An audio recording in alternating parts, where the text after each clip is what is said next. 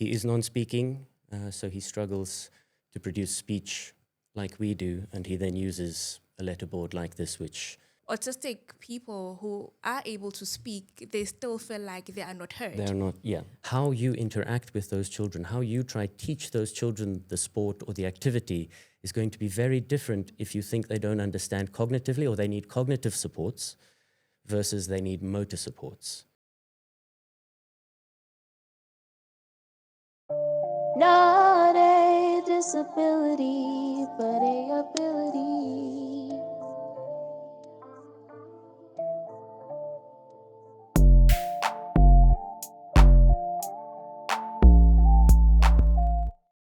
Hi, mummies and daddies. Welcome to Not a Disability but an Ability podcast. I'm your host, Obonyiwe Liapilia, mother to an awesome neurodivergent autistic son.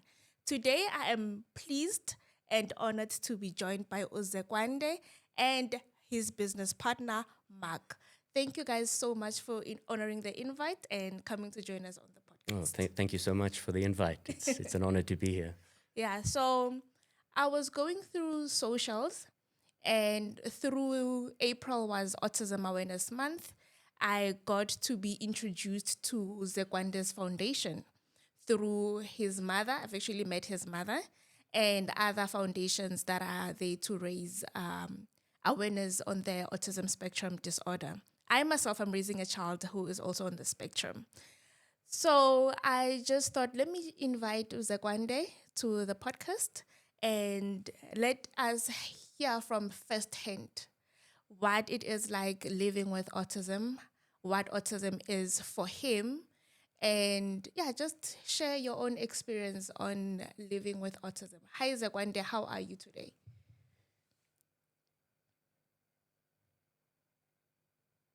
M-O. Keep going.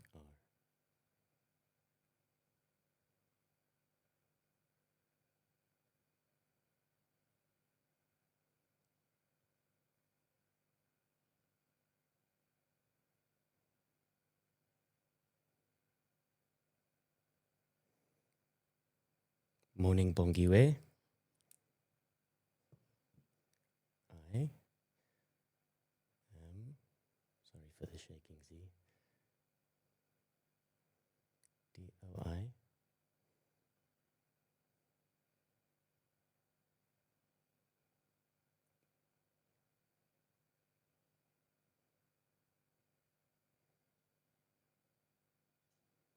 I am doing great. T-O-D-A-Y. I'm doing great today. Keep going. T-H.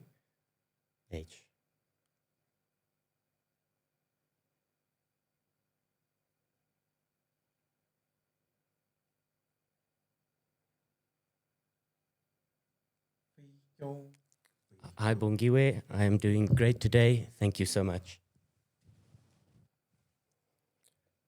So he's a little sensitive. He may be a little bit overwhelmed. He did mention just before we started that this is quite exciting. Yeah, he did. And excitement does ramp his body up a little bit, and then he loses a little bit of control. So if you give me 1 second, I'm just going to hop off screen quickly and give him a blanket that might help No problem. just regulate a little bit. No problem.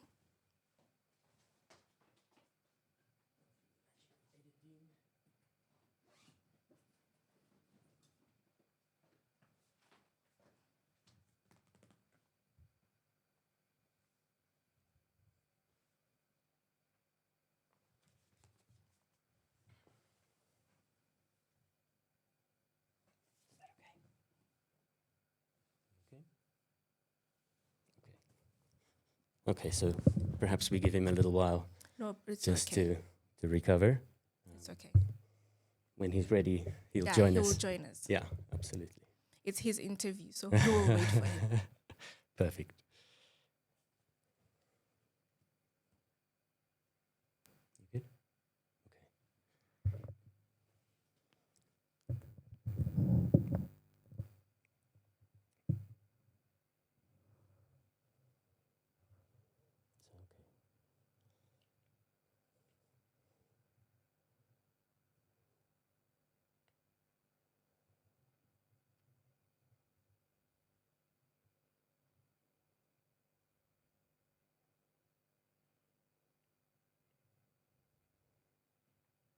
Would you like us to carry on, Z?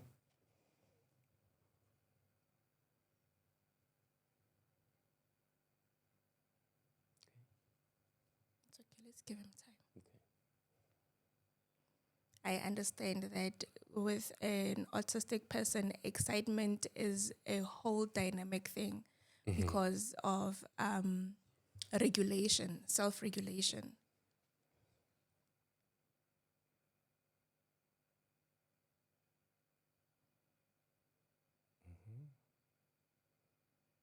A, B. Oh, what's the elbow here on the armrest? U, that's it.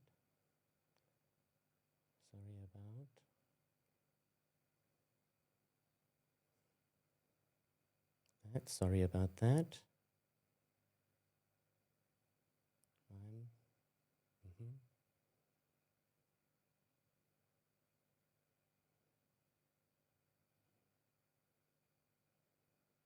Sorry about that. I'm better now. Okay. No need to apologize. We understand. So for a viewer at home, Zekwande, that doesn't understand what just happened right now, can you explain what just happened to you now? How were you feeling?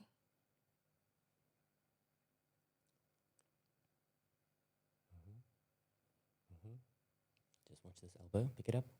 Elbow up. Okay. B. In.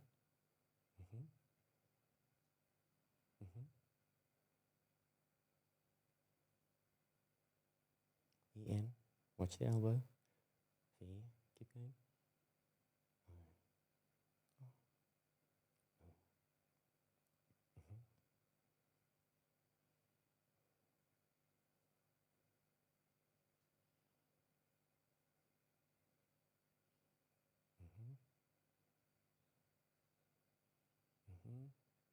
The new environment is hard to P R E D I C. The new environment is hard to predict. Okay. So I think it's just, yeah, he hasn't been here before. Before, yeah. He's not sure of the sounds and the sights. No, that is okay. So tell us, who is, sorry about that, who is Zekwande? How old is Zekwande and where is Zekwande from?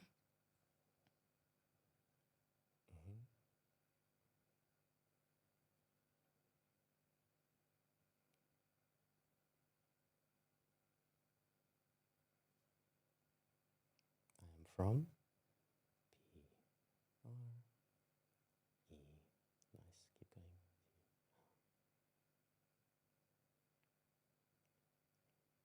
All the way. I'm from Pretoria. Okay.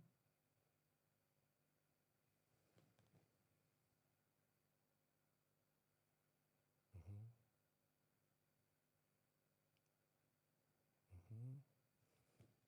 am I am 18.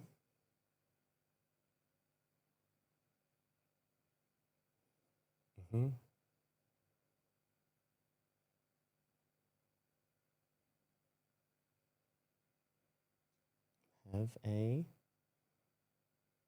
F O U N.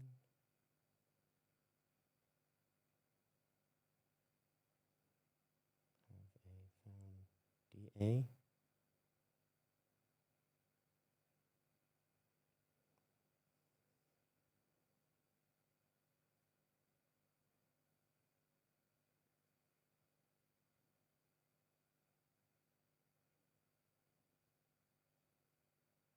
I'm from Pretoria. I am 18.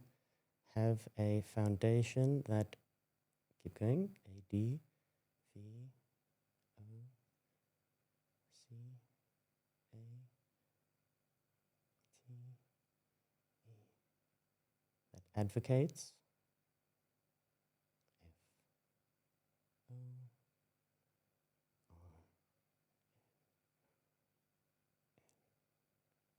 that advocates for non-SP E. Look for it. hand forward. A, yeah. K, I, N, G, A. Look for it. U, T. Move your hand. I, S, T, I, C, S. That advocates for non-speaking autistics. H, U, M, A, human, R, I, G, H, T, S. That advocates for non-speaking human rights. Okay. Okay. So yeah, I am from Pretoria. I am 18, have a foundation that advocates for non-speaking autistics' human rights. Okay, so before we get into the foundation, Zekwande, can you tell us how has it been growing up with autism, more especially in our community? Do you think community is accepting of kids who have disabilities, more especially autism? Okay, sit up straight. Okay, So how has it been growing up? easy, easy, easy. That's it. Where's your bag? Your black bag. Try that one, or that one. Okay. Okay, put the pieces in here. So yes, as you can see, regulation is a thing. He is non-speaking, so he struggles to produce speech like we do, and he then uses a letterboard like this, which, as you can see, is just the alphabet on one side, and then it's got a symbol on the other side so we can do maths, or if he wants to use numbers. So he'll point to the letters and then spell out his full thoughts. But even that requires him to move his body. And while he's calm and in a safe environment or a familiar setting, his It body becomes is pretty easier. regulated, yeah. And that allows for him to gain control of his body and actually spell out. And even that took him years of practice with one-on-one therapy sessions where we would practice and build up his skills as we progressed. And after about 2 years only was he able to gain enough control to actually move his hand and spell out his own thoughts openly and freely, to the point where, yeah, now we work in an office together, and we're developing training and various CPD courses for various governing bodies. And he contributes. He answers emails. He agreed to come on your podcast. Yeah. You know, the interview was extended to him, so when I asked him, he said yes, he'd love to. And so here we are. So yeah, he can communicate. He's still autistic, right? Just because he can communicate now, it didn't cure his autism.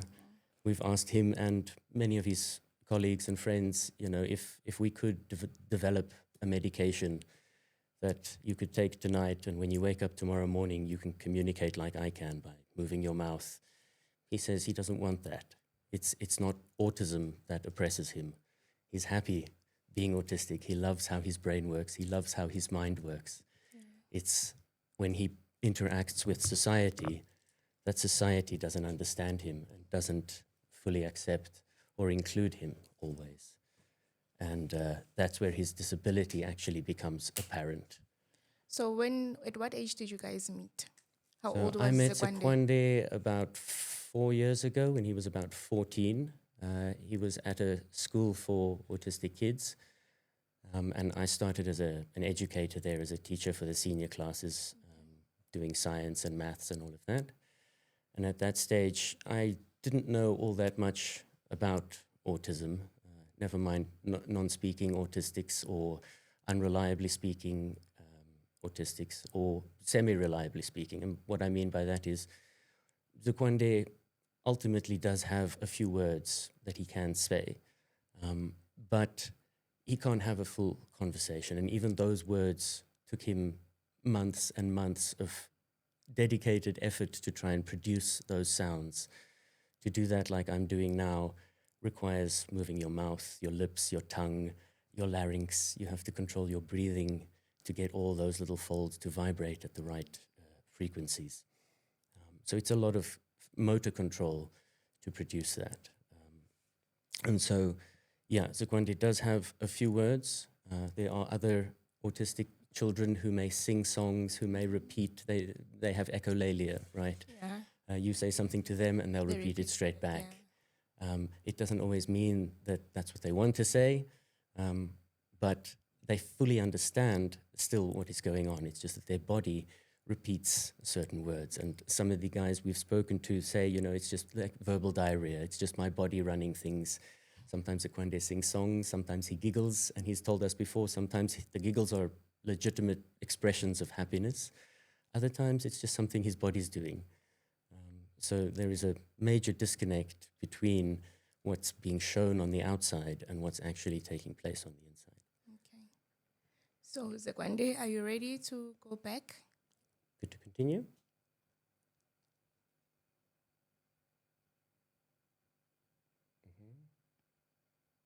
Not. Where are we going? Okay. Not yet. Okay. Okay. No, it's fine. No problem. We'll give you chill a time. little, No that's problem. fine. No pressure. So you can just, you said you were an educator. So yes, I was his teacher for a little bit. And there I was exposed to non-speaking autism, and because of his lived experience, you know, it contrasted completely. I come from a psychology background. I've got 2 degrees in psychology. And yeah, according to textbooks and lecturers at the front of the hall, autism is not the same as what he explains it as and what he experiences it as.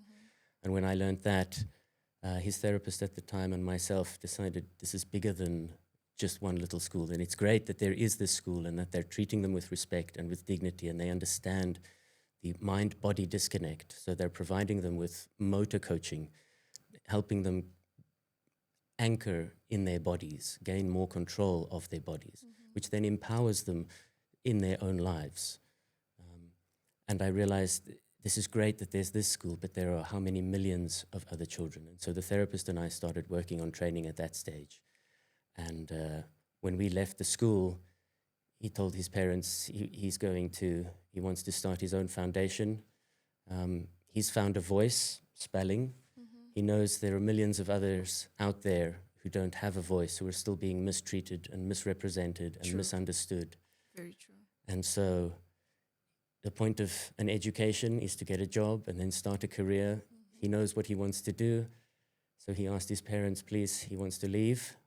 And so when we left the school, all 3 of us sort of went into a business collaboration together. He opened his foundation, and we've been sort of helping him run that and spread the word and advocate. So would you say with your degrees, everything that you have learned, once you stepped into the reality of it, would you say, and also working hand in hand with your business partner here, Zekwande, would you say that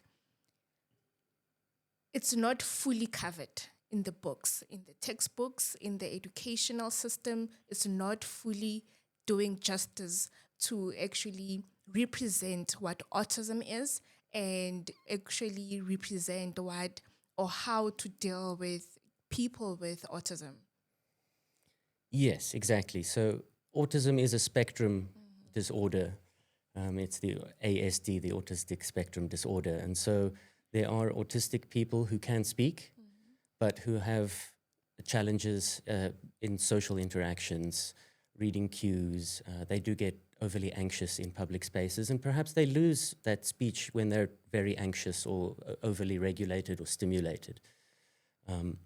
And then we get almost a subcategory of the non-speakers, the unreliable speakers, and the semi-reliable speakers, which is sort of those kids who struggle to control their bodies, as Zekwande reports, you know, as many of these others. They've when they try and send a message to their body, they know what they want it to do, they know what right is, they know what wrong is. But when they send that message to their body to move in a certain way, it doesn't respond in that same way. Yeah. And as you alluded to with my psychology background, once I had insight into the autistic world from an autistic person, I can relate that back to brain theories, to different models of therapy, that when I counseled some of the non-speakers, it still works. And so, right, some of the techniques I've used before in my counseling, if I ask you to think of your favorite food, and the audience can play along with this too, you'll be able to call up an image in your mind's eye. And if it's your favorite food, I don't need to know what it is, but I know that picture, that image that you've got in your eye, in your mind's eye now, you can reach out and grab it. It's within your arm's reach. And the color is bright.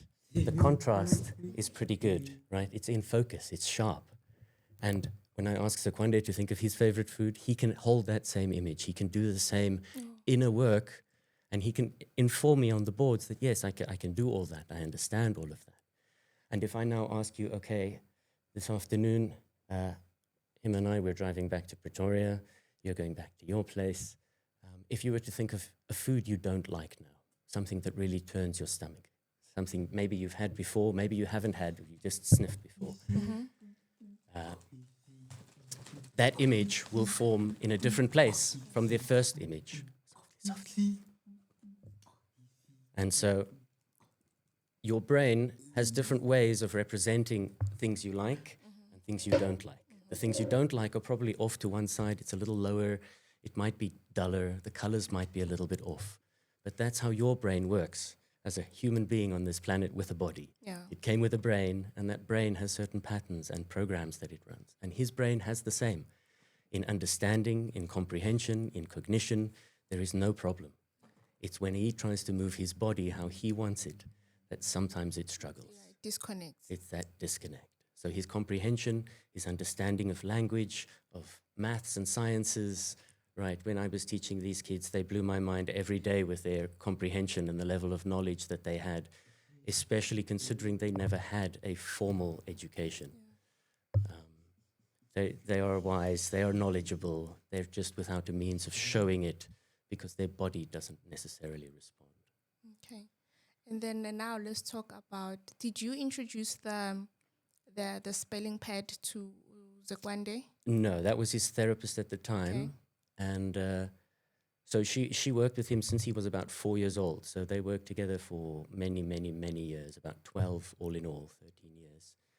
And during that time, she was a speech language therapist, and she did her master's in alternative and augmentative communications. So different forms of communication that work for various people. Sign language is a form of AAC. The eye gazer, that computer that Stephen Hawking used, right? That was a form of alternative and augmented communication. And so she tried everything with Zekwande. She tried all traditional speech therapies, all assessments, and he only ever progressed so far. He would never achieve, full open communication and use words and be able to express himself. And she heard about spelling as a form of communication for non-speakers, and then went overseas and spent some time there, and then came back here and started with some of her clients here. And as I say, it took her and Zekwande about 2 years before he finally had enough motor control that when he, just like when I'm talking to you, I don't need to think, I need to purse my lips to say ball, and then round my mouth to say oh, and then push my tongue forward to say and make the sound ball. I can think ball and my mouth makes ball. So it took him a few years to develop that, taking the communication out of the fine motor, which is using the tongues, putting it into gross motor, starting on bigger stencils with the alphabet broken up, and then slowly developing that ability to spell, to think of a letter, and his hand then goes to where he wants it to. And to form that connection and that bond took him about 2 years, to the point where he can now think of a word, think of a sentence, and then he'll point and spell it all out. And so when I met him, him and I had never done this before. Even if I were trained on this board, him and I start at square one, and we go from there. And it's sort of like two dance partners, right? If you're a ballroom or a Latin dancer, you may be a champion and you have a partner that dances with you. And you guys have a rapport, you have a flow, you have a feel for each other's behaviors. And when he pushes or there's a pull here, you know how to behave. And if your partner got injured and we put a new professional there, it's still going to take you guys a little bit of practice to get that flow. And so just because he can spell openly with me, if you were to start spelling with him, you have to start at the beginning again and build those skills up. And this is something that is incredibly challenging, one, because of the time and the investment it takes for him and myself or any of the spellers. Slowly. Hang on, Z. Okay, so I think he's a little overwhelmed at the moment. Yeah. Just watch your legs. Hey, wait. And he has said before that, I am allowed to call his body into line because, like I said, right, he can't control his body. And sometimes his body even does things that he doesn't want it to do. Yeah. And so that's a fine line, right? I don't intervene unless he's injuring himself, unless he's injuring someone else, unless he's breaking or damaging things. That's the only time, and that was the same rule in my classroom, right? I don't know what challenges, what sensory inputs he's dealing with necessarily, and what benefit he's getting from what he's doing. So I don't want to interrupt that necessarily, but I'm not going to let his body disrupt and cause trouble and hurt others and so on. So if it's like this, it's not too bad. Just be very careful with your legs. There we go. That might be the best position. Okay. So let's talk about the foundation now. So he decided that, you know what, you said he decided that he doesn't want to go to school. Yeah, he realized with school and to actually advocate, open his own foundation and so forth, so that he can be the voice to the voiceless. And someone might think it's because he is non-speaking, but truth be told, even autistic people who are able to speak, they still feel like they are not heard. They are not, So I think that is where his was coming from, that everyone that is doing the foundation, everyone who's speaking on our behalf is actually not going through what we are going through. They wouldn't understand what doing this feels like. They wouldn't understand what sensory issues we're facing. They wouldn't understand when we're saying we are feeling overwhelmed, what are we talking about? Exactly but then right. they will come and represent us and say, this is what we need to do. So was that the key foundation of starting the foundation? Because as you say that all three of you left to join him to become a collective in raising awareness and advocating. Yes. So, you're exactly right. When he left, right at that point, he hadn't had much schooling education. And, I mean, he was in schools, but the special needs school understand autism as a cognitive disorder or as a developmental disorder, not as a motor challenge, not as sensory challenges. And if you're a soccer coach or a swimming coach or a tennis coach, and I give you two children, and I say this one has cognitive challenges, and some people do legitimately have cognitive challenges and need additional supports, right? So I'm not denying that. I'm not trying to disregard those. Those need their own time in the spotlight and attention and help and support. But for Zekwande, his cognition is not what the problem is. But if you have two children, and I explained to you, this one has cognitive challenges and this one has motor challenges, how you interact with those children, how you try to teach those children the sport or the activity is going to be very different if you think they don't understand cognitively or they need cognitive supports versus they need motor supports. And so for his whole school career, everyone was of the assumption and of the opinion that he needs cognitive support. And so they keep teaching shapes and colors for 12 years. They sit in classrooms where they're forced into compliance, as Zekwande says. You know, he understands a lot more, and sometimes more than the teacher or the class assistants. Yeah. He's just without a means of communicating that. And so it can be frustrating being in classrooms where you're not being treated as an age-appropriate student, where you're being held back at baby classes, being taught shapes and colors every day, over and over. And when you're assessed, all the assessments that get used require some form of motor control. If you're doing an assessment, it could be speech.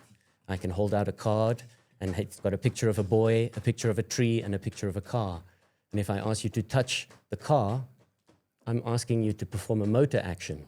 And if you struggle to move your body, you can understand where the car is and know what a car is, but you can't show me. And if I don't know that you understand what a car is, I'm going to assume, at least this is how things go at the moment, that you don't understand what a car is and that you've got a cognitive problem.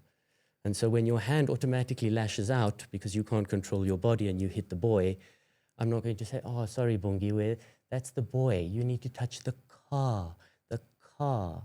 And if you're doing maths in your head that can't be done on a calculator, or you've got poetry in your heart that will melt the rest of the world, these people have such great insights. They're so wise and knowledgeable. They have profound brains that are so good at pattern recognition, at finding unique overlaps in situations that others aren't aware of. It's a different brain type completely, and he loves it.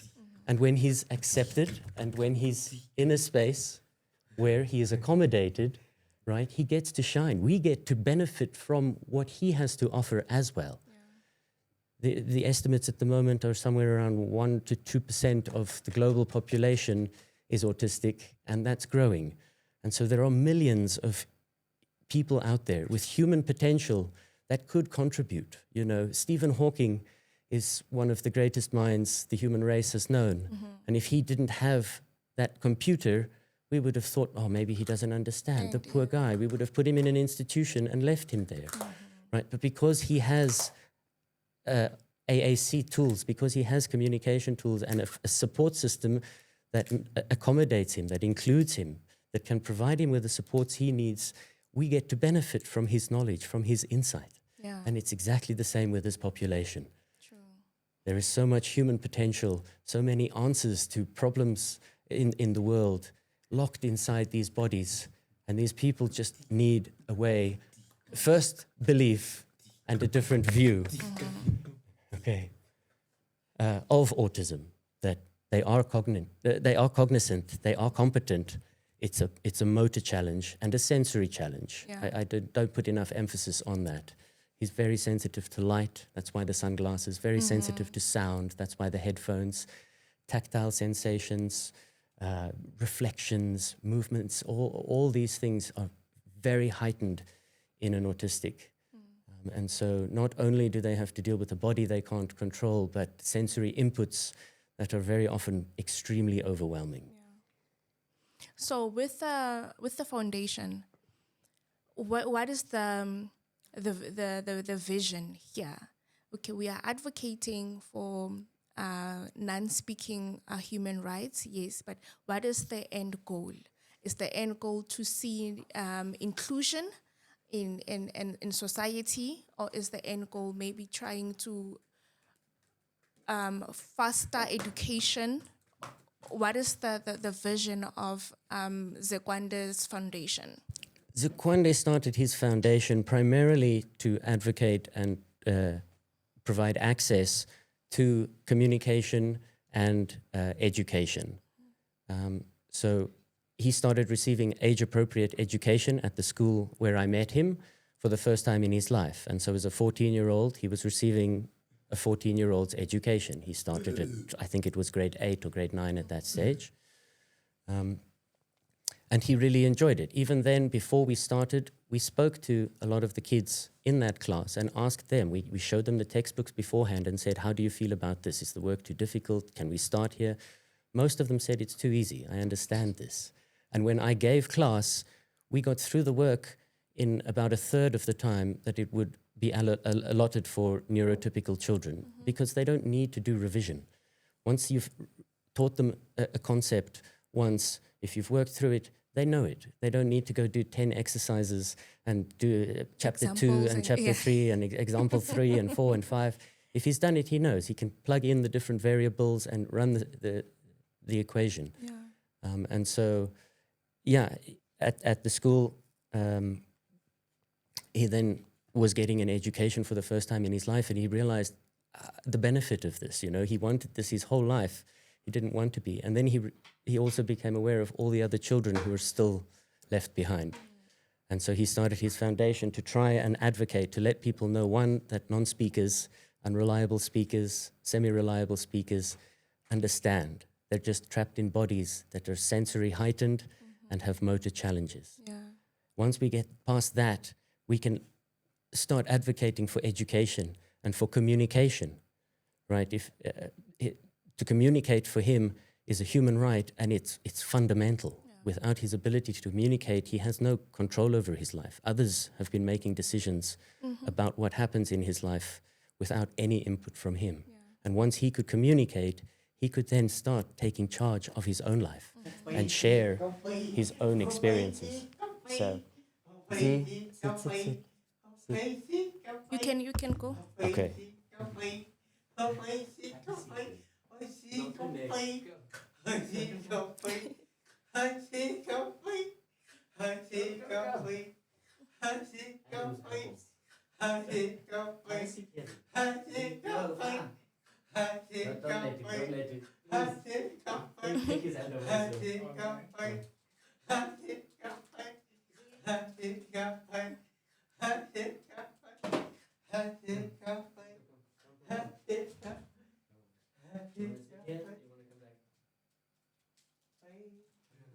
Then you can talk. Maybe you want to say something.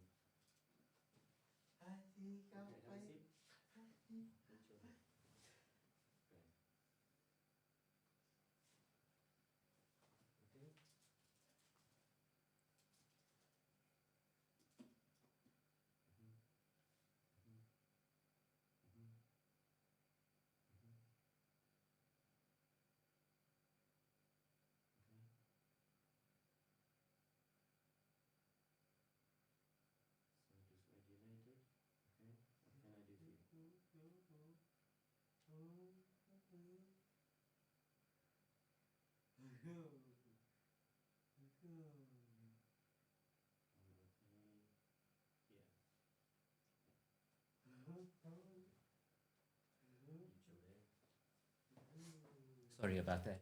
No problem.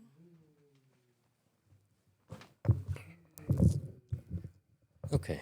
Okay, so Sorry. yeah, I see that he is very overwhelmed, and so I think that we can just try to give him time, and maybe we can do a part 2 Sure. of the Gladly. interview. Yeah. At least now he will be familiar with the place. He will be familiar with the environment, and I'm sure that he will be more regulated on. So I In think the we second can time schedule, round, on the yeah. second time around. So I think we can schedule another interview. Okay, that sounds great. Yeah, we can. I think he will be You'll in be a more better familiar. state. Yes. Yeah, more regulated. Yeah. And like I say, he's got a brain just like you and me. Yeah. If somebody were to come into the studio now with guns, right, I'm not going to, sorry, Bongiwe, I don't feel safe. There's someone here. We're going to get up and our bodies are Is going to allowed run to have us. chocolate? That's okay. Okay. Our bodies are going to run out this room, right? But our bodies can't move without signals coming from our brain to contract muscles, to look a certain direction. And so there is part of our brains that can take over control of our body. And that part of the brain is there to protect you. If a lion were to come in here now, that part of the brain is not going to give you a chance to, oh, that's a pretty lion. Oh, wait, I'm not safe. Oh, it's a female, it's a male. That part of the brain kicks you out of the control room, Yeah. grabs the sticks, and runs your body up a tree or jumps you through a window or will do what it needs to, even if Yeah. it has to injure you to get you safe. Yeah. And in the non-speaking community, this is their experience, that it feels like that's the part of the brain that's controlling their body most of the time. Yeah. It's like this scared, skittish animal that has a very low threshold. Any sounds, any unfamiliar light or uncertain people, and that part of the brain starts getting stimulated and starts getting anxious and wants to know, oh, where's the danger? Yeah. What's the problem? And once that part has taken over, they're no longer in control, right? They can't be held responsible for what happens. And that primal part of the brain, it doesn't have logic and reasoning. It's reactive, it's intuitive, it's very emotionally driven. It needs to do what it needs to do to get rid of whatever it's trying to get rid of, or away from whatever it needs to get away from. Okay. No, thank you so much, Marc. I think, as we said, that we will reschedule a part 2. But thank you so much. This wasn't a waste at all, because Excellent. the podcast is about creating education, creating awareness, seeing that autism is a spectrum. Viewers at home will see that if my child behaves like this, it's because of, other than kids being thrown into institutions, the kids being thrown, being cuffed because of they are not sitting still, or being tied to a chair because of they cannot regulate themselves. So don't think that this was a waste. This wasn't a waste. Actually, seeing firsthand experience of how an overly overwhelmed autistic person can behave is very, very insightful. So I thank you so much for coming, and I thank Zekwande also for being part of the show. And thank you guys so much. We will see you guys next time, and do expect a part 2 of the podcast and the interview. Thank you. Cheers. Bye.